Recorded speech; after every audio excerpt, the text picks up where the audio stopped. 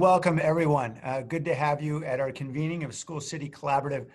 Uh, just another episode of our digital connectivity series because we are deeply engaged with many community partners, including the County of Santa Clara. And I'm glad to see Supervisor Dave Cortese here.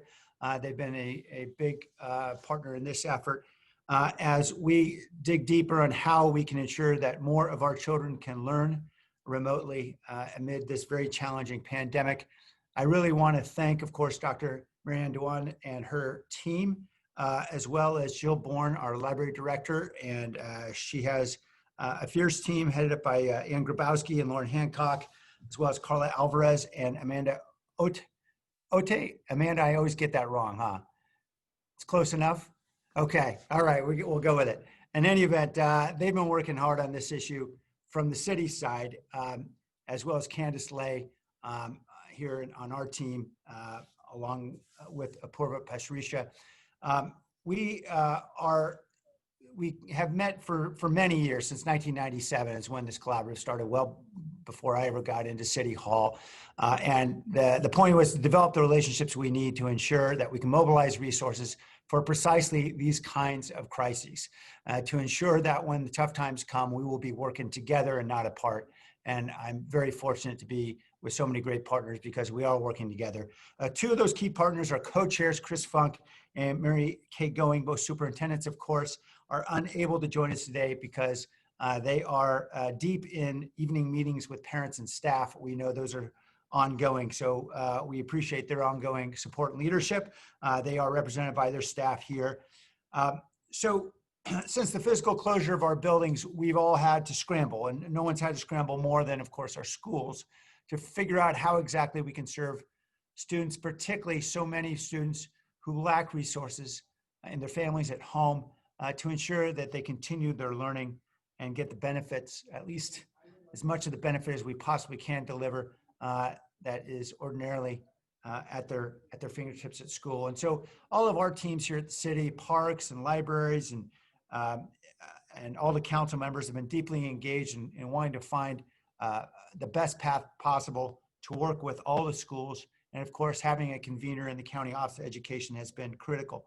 The good news is we are making real progress. And although the numbers seem to fluctuate every week in terms of what the need is we're starting to learn more every time we peel another layer of the onion, we learn that there's more need beneath it. But in the short term, we can say we're making real progress. The recent deal that we concluded with AT&T, we've been able to deliver about 7,200 hotspots to children who are in households where they simply cannot afford the connectivity. We're purchasing another 4,800. Those are on their way. The funding for devices, about more than $7 million, has been provided by the County of Santa Clara to purchase more devices. And we've also fundraised a little more than $700,000 through our efforts with a lot of corporate partners. Particularly want to thank Zoom and Eric Yuan for his generous contribution. And then, of course, we're involved in a lot of long-term efforts as well to really address this from an infrastructure perspective, because we know that devices may get lost and hotspots may stop working and all that, but fundamentally, we've got to get the infrastructure in the community. And so we've been deeply engaged with Chris Funk's team at East Side Union High School District to build out a community Wi-Fi system that already has connected some 50,000 students around James Lick and Overfelt catchment areas, that is high school and grammar school students that are in those areas. We are expanding as rapidly as we can. We're really devoting a lot of resources to this. The neighborhoods around Yerba Buena High School will be connected, we hope, in January of 2021, serving another 38,000 students. And then we'll move on to Independence, Oak Grove, Andrew Hill, and beyond. And our commitment is to do everything we can to get 300,000 residents in East San Jose fully connected so that we can truly bridge this digital divide. And I'm grateful for all the support of my council colleagues. We had a vote about 2 months ago where we committed more than $8 million to this effort, in addition to what we have been investing over the last several years. So to get a sense of who is here with us, I would like to, we're going to do a quick poll. I think that'll appear in your pop-up window. So please tell us who you are so we can get a sense of who we're talking to. and most importantly, hopefully, who'll be talking to us as we listen through the engagement process.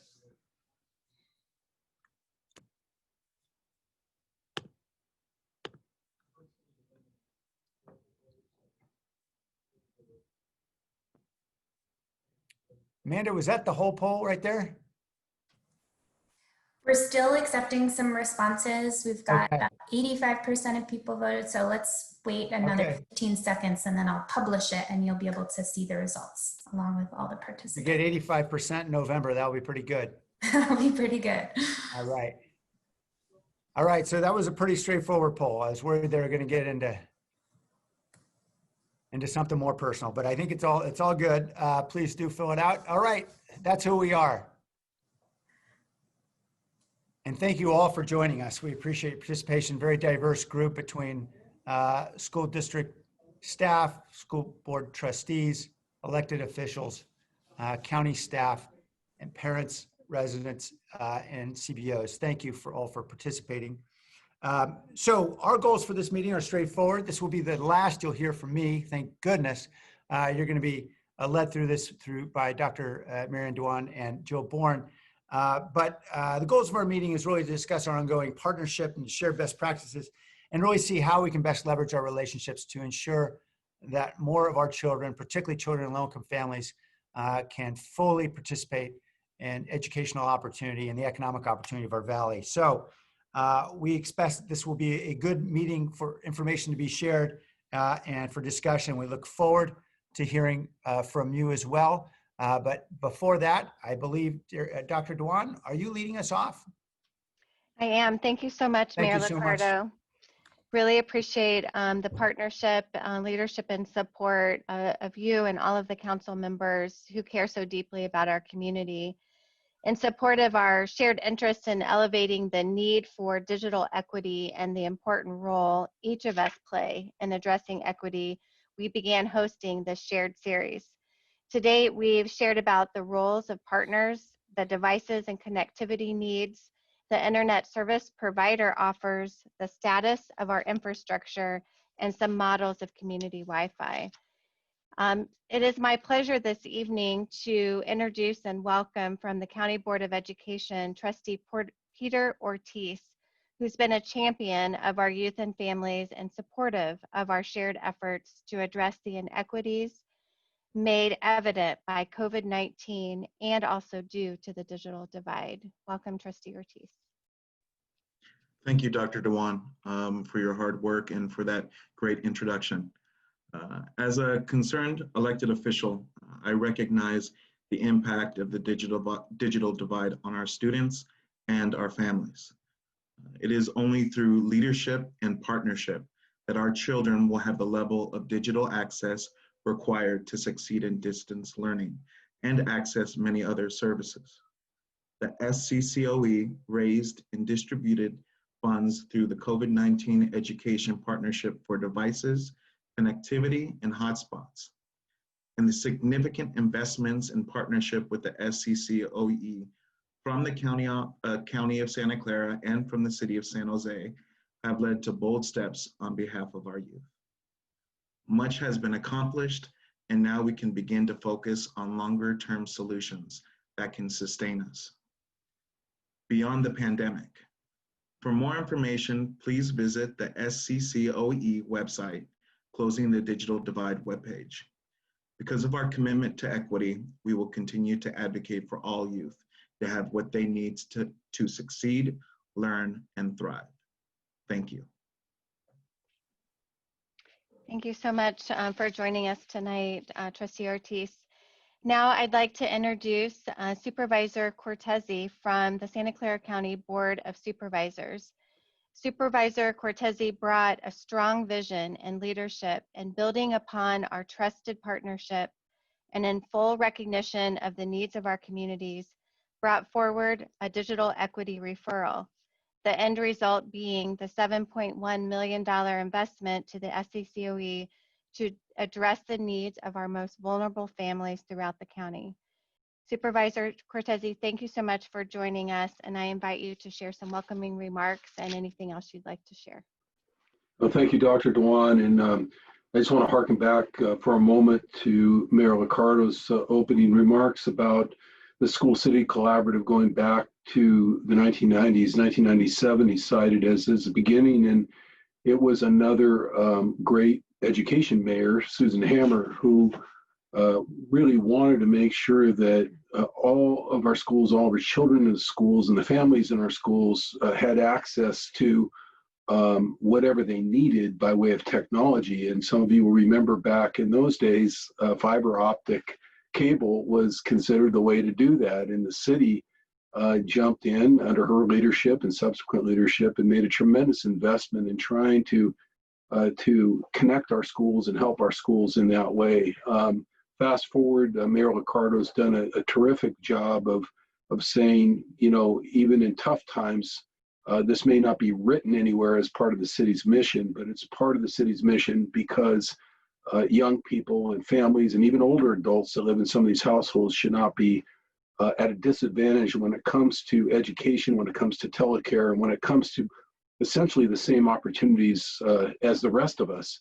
And in a time when you know, social unrest has been largely based on historic redlining, you know, I think that the School Cities Collaborative under the city's leadership, particularly in the County Office of Education, should be proud of itself for saying we're not going to be talking about how we redlined our community 20 years from now or 30 years from now. When we look back, we're going to talk about how we close that gap and how we fix that problem.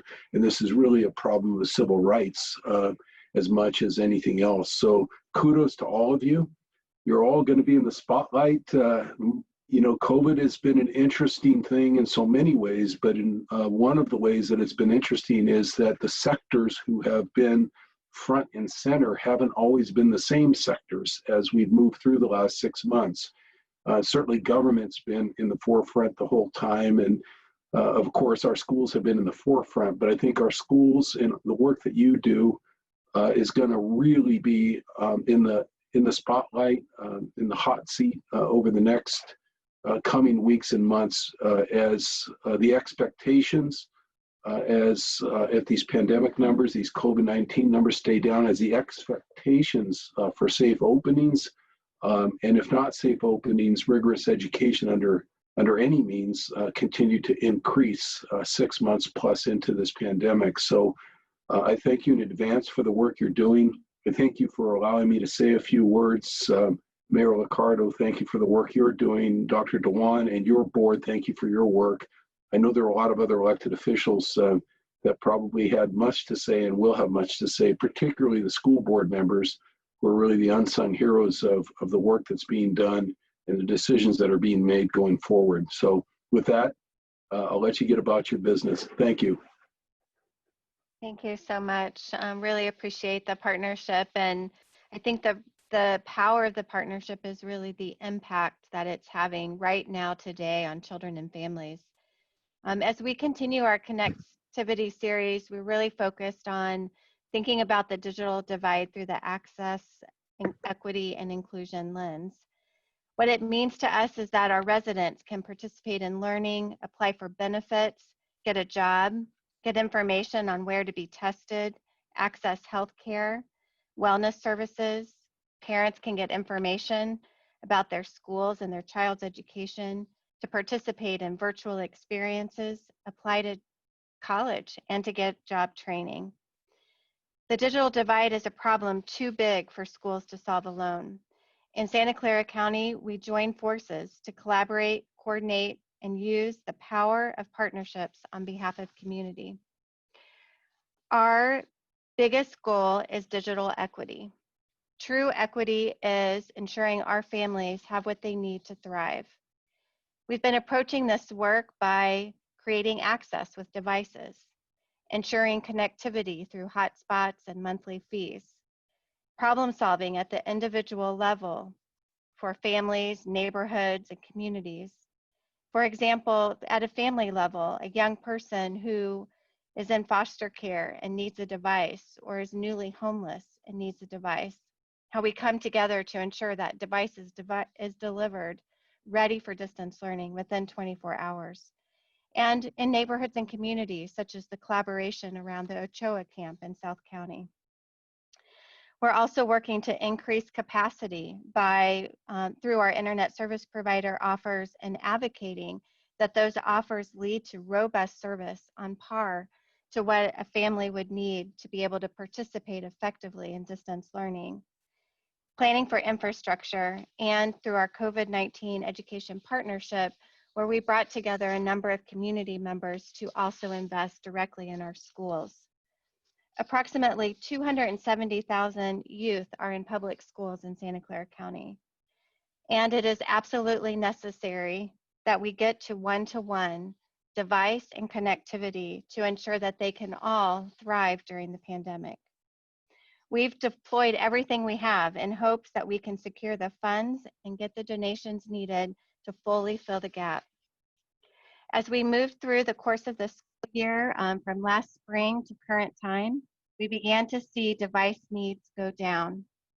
And then at the start of the school year, we've seen the device needs go up, and we're continuing to see some progress based on our shared investments. Next slide.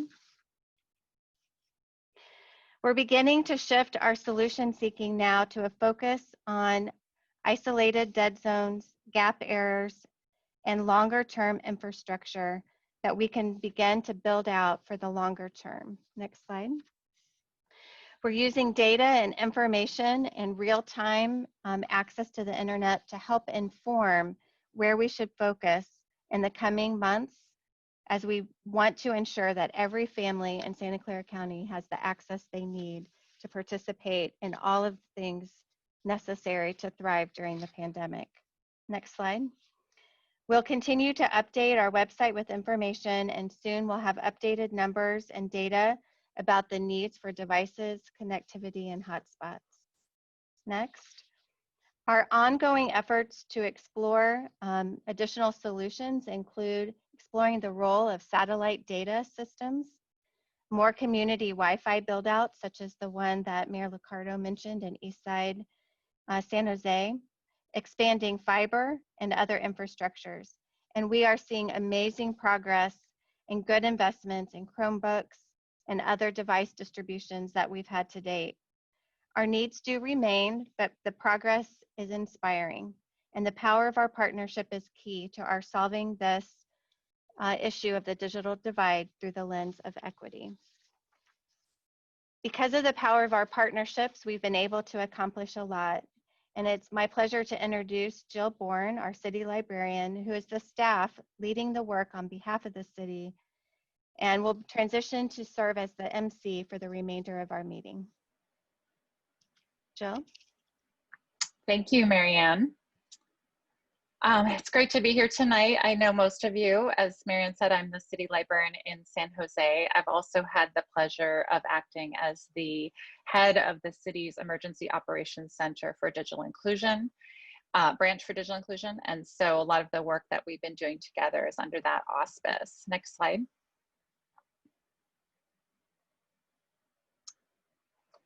So as our Mayor Liccardo and Supervisor Cortese discussed earlier, the School City Collaborative was originally created in 1997, and as a body that brought together the school district superintendents, the mayor, council members, and city administration, all to advance our mutual goals to serve our youth.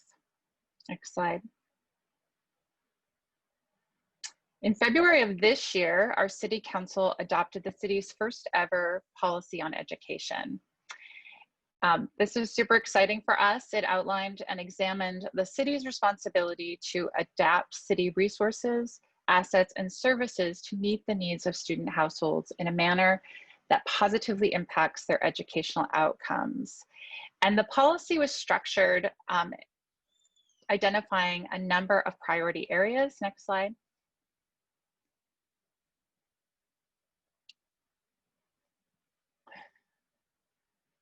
The priority areas in the policy reflect the work that the sort of buckets of work that we do together, the priority on early education for students entering school ready to learn, looking at out of school time so that children are learning at grade level, looking at college and career resources so that our children are graduating from high school and have resources to further their education.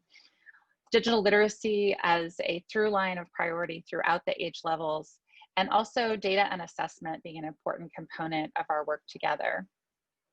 Part of the School City Collaborative working together was to develop an annual work plan. And some of you will recall that we were working towards that work plan when a global pandemic caused us to shift course very dramatically. While the past several months have been so challenging, one of the things that these months have shown us is that we've really built the bonds of partnership in so many ways. We're in it now. We are in this deep partnership. As our mayor said, we're deeply committed to supporting the learning needs of our students.